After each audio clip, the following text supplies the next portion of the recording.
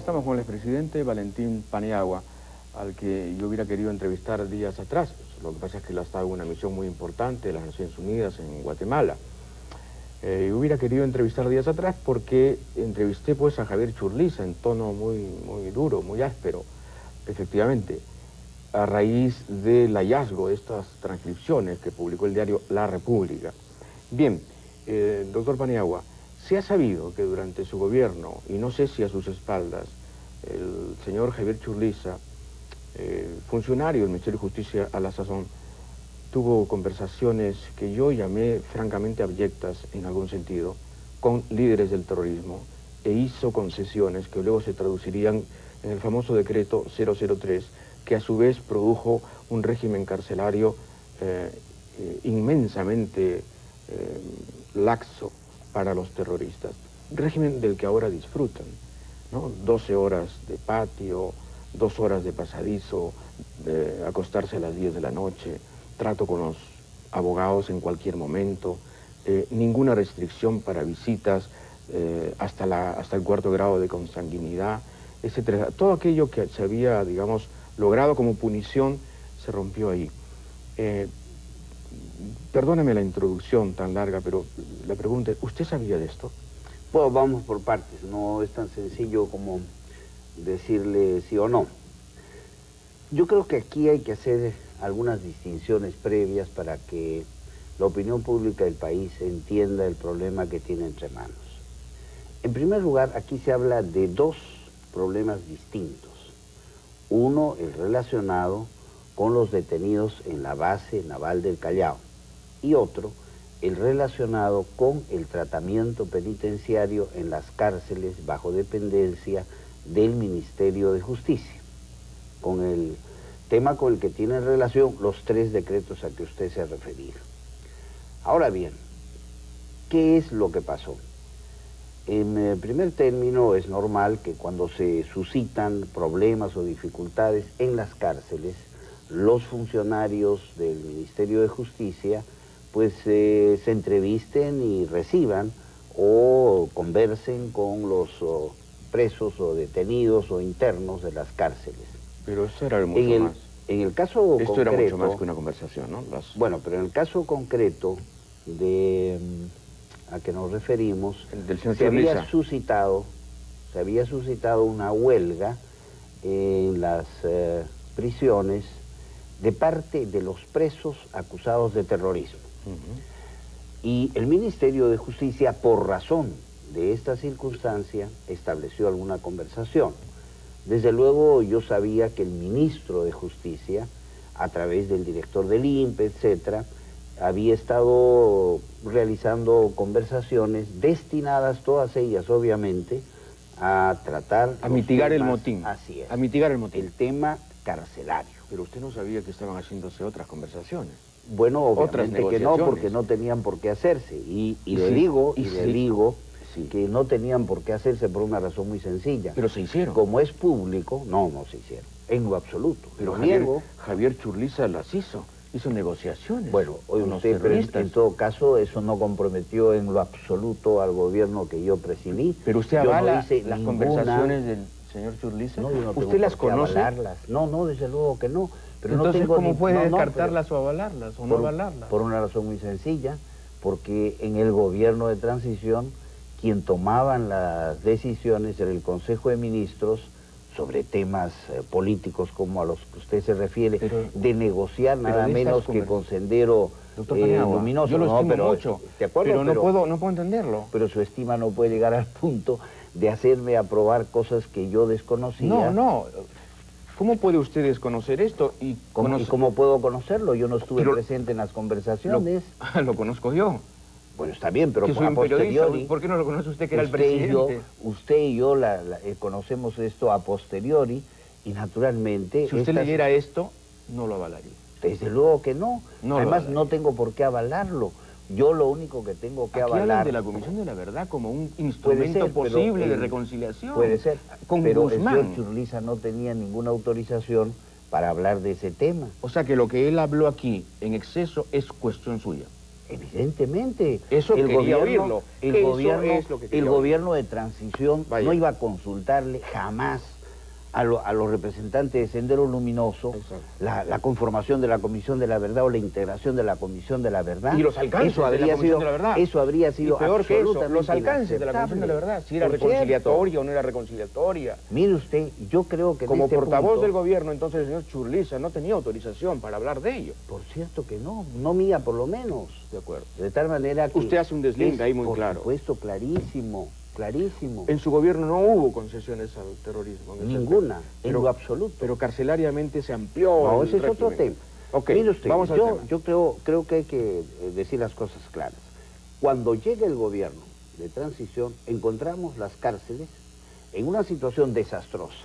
Hay unas reglas que teóricamente establecían determinado tipo de procedimientos y ambientes para las entrevistas de los terroristas con sus abogados, sus familiares, etc. Reglas que eran pura retórica, porque sencillamente las instalaciones de las cárceles no permitían aplicarlas. El Ministerio de Justicia dicta algunas disposiciones, que son los decretos que usted ha mencionado, el 03, que establece unas ciertas reglas para estas entrevistas. Claro. Luego el Decreto Supremo 06, que en vista, esto fue en enero el 03, el 06 me parece que fue en el mes de abril o marzo, no, marzo. Fueron muy seguidos, sí. Así es, marzo me parece. Y entonces allí, en vista de la experiencia concreta que se había logrado a la luz de la primera disposición, se encomienda a los jefes o a los jefes de las cárceles que ellos establezcan las reglas más apropiadas para una adecuada administración carcelaria.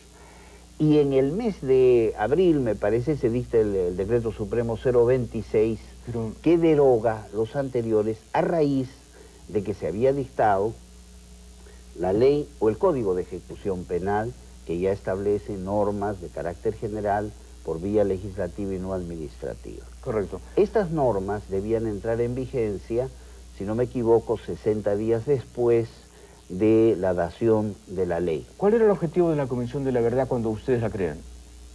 Bueno, yo, hay que recordarlo bien, creé la Comisión de la Verdad con el propósito de conocer a profundidad las causas, las consecuencias, etcétera, de la violencia producida en el Perú por efecto del terrorismo, fundamentalmente desencadenado por Sendero Luminoso y el MRTA contra la sociedad peruana. Y con el propósito, desde luego, de que el conocimiento de esos hechos contribuyera a crear condiciones apropiadas para buscar la paz en el futuro. Una catarsis nacional, ¿no es Así cierto? es. Sin sesgo Ahora, alguno, sin sesgo alguno. Ninguno. Es más, mire usted, esta comisión que creó el gobierno transitorio fue solicitada formalmente por todos los candidatos. Acá está la carta que me dirigen a mí los candidatos a la presidencia pidiéndome la designación, así es, de la comisión el 9 de marzo del 2001. Claro que sí. De tal manera que era una especie de requerimiento nacional. Nosotros respondimos a ese requerimiento. ¿Usted comparte la idea de que la comisión? Perfecto. ¿Usted comparte la idea de que Sendero Luminoso es un partido político? De ninguna manera. Lo dije públicamente en mi presentación ante la Comisión de la Verdad, y desde luego, yo no puedo considerar jamás que una organización que utiliza el crimen y la violencia sistemáticamente sea un partido político. Porque es por el contrario, casi insultar a la partidocracia, ¿no? La política presupone diálogo, razonabilidad y utilización precisamente del diálogo para evitar el conflicto y la confrontación violenta. De tal manera que una organización que utiliza la violencia y el crimen como medio de promoción, llamémosle así, social, entre comillas, es absolutamente inaceptable en un ámbito político, entendiendo la política desde luego como el arte y la ciencia que busca la solución de los conflictos, haciendo razonables y justas las relaciones entre los seres humanos. Última pregunta respecto al régimen carcelario, que es importante. Es importante. Mire cómo presentaba el señor Churliza a sus espaldas, funcionario del Ministerio de Justicia, ante los líderes de Sendero, aquí está Guzmán, la Iparraguirre y algunos del MRTA, el asunto de la reforma carcelaria. Dice así: la flexibilización ha sido como debe ser, el respeto al derecho de los internos. La flexibilización, repite, ha sido, como ustedes ya deben conocer, bastante amplia. Las horas de patio prácticamente son todo el día, 6 de la mañana, desde las 6 de la mañana. El encierro es a las 8. Es un encierro parcial. Los reclusos pueden permanecer en los patios hasta las 10 de la noche. Se permite el acceso de familiares de cualquier tipo y de amigos. Se les entrega un carnet de visita mediante una identificación con DNI. Se permite el acceso de abogados a cualquier día durante la semana, sin previo aviso, con la identificación de su carnet de abogados, etc. Les empieza a narrar con gran entusiasmo lo que él más o menos ha podido, digamos, lograr como intermediario.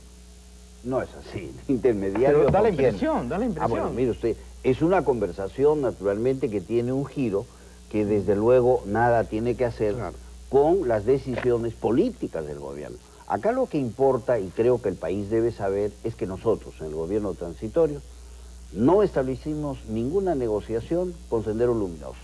Las comunicaciones que el señor o que los detenidos en la base naval del Callao me enviaron a mí, nunca fueron contestadas.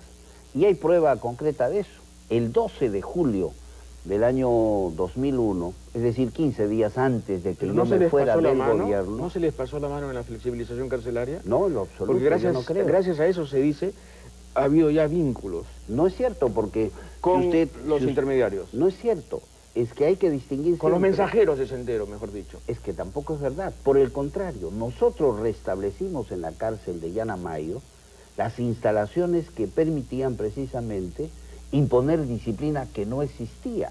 Porque se había relajado al máximo. Así es, se habían destruido todas las instalaciones y por lo tanto no había forma de que existiera allí orden y mucho menos que se cumplieran las disposiciones teóricas muy severas que impedían, en fin, la comunicación incluso entre los propios terroristas. Entonces, digamos, transcripciones como esta deben haberlo sorprendido. Naturalmente que sí. Lamentablemente he estado ausente en Guatemala y ciertamente eso me ha impedido conocer muy en detalle estos hechos, pero tengo la información necesaria. Y en todo caso... Desde su perspectiva, mano dura con el terrorismo, siempre. Siempre fue así. Además, yo lo dije públicamente en el momento en que había que decirlo, y lo dije sobre todo, desde luego dando la cara.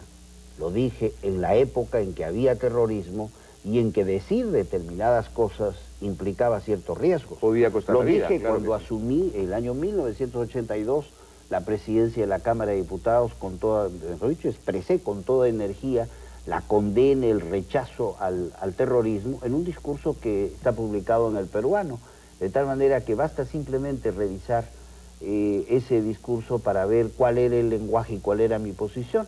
Y basta revisar las noticias de la presentación ante la Comisión de la Verdad y las críticas de que fui objeto precisamente porque yo sostuve o porque yo discrepé de ese punto de vista que es sostenido por algunas personas según las cuales Sendero Luminoso y los otros movimientos terroristas a los que nosotros consideramos delincuentes, ciertamente a juicio de otros son partidos políticos, para nosotros no. En eso fui siempre claro, y yo no soy un hombre que desee ¿Teme usted que la Comisión de la Verdad, nadie? Estamos a poquitos días de la entrega del informe final, ¿teme usted que la Comisión de la Verdad pueda haber desnaturalizado sus metas? No, yo no prejuzgo el trabajo de la Comisión de la Verdad. Yo espero que la Comisión de la Verdad, como todos, pues se atenga a la verdad y recuerde que los esfuerzos que hicieron los partidos democráticos y los gobiernos democráticos del presidente Belaúnde, del presidente García, fueron enormes en momentos sumamente difíciles para el país. Y que consiguientemente... Y lo que diga la Comisión de la Verdad... en el contexto en que se produjeron. Eso es importante.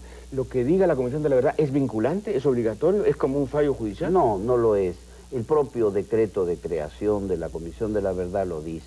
Son recomendaciones. No puede ser vinculante porque, como usted sabe bien, César, para que sea las únicas decisiones vinculantes en lo que concierne a la conducta de las personas son las decisiones que adoptan los jueces.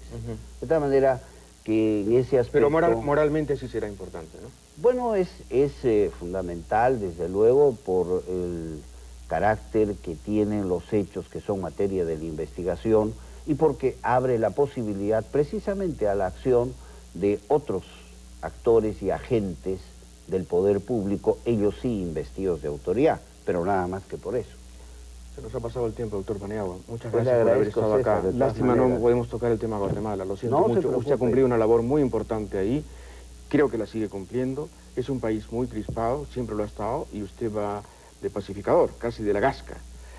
Pero si nos puede contar en un minuto qué es lo que está pasando en Guatemala y cuál es su próxima tarea en Guatemala. Bueno, mire usted, yo soy un hombre siempre optimista. Yo creo que hay dificultades, pero que hay un pueblo que, como el pueblo del Perú, lucha denodadamente por afirmar su democracia y que al final esos esfuerzos serán fecundos y Guatemala pues ha de lograr echar las bases de un gran proceso. ¿Y Ríos Montt de regresará a la consolidación. presidencia? Este tipo que fue un Bueno, dictador usted, feroz.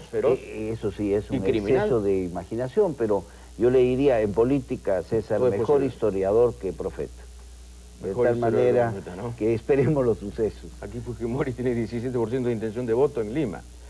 Así Bueno, que, no creo que sea eso, ¿verdad?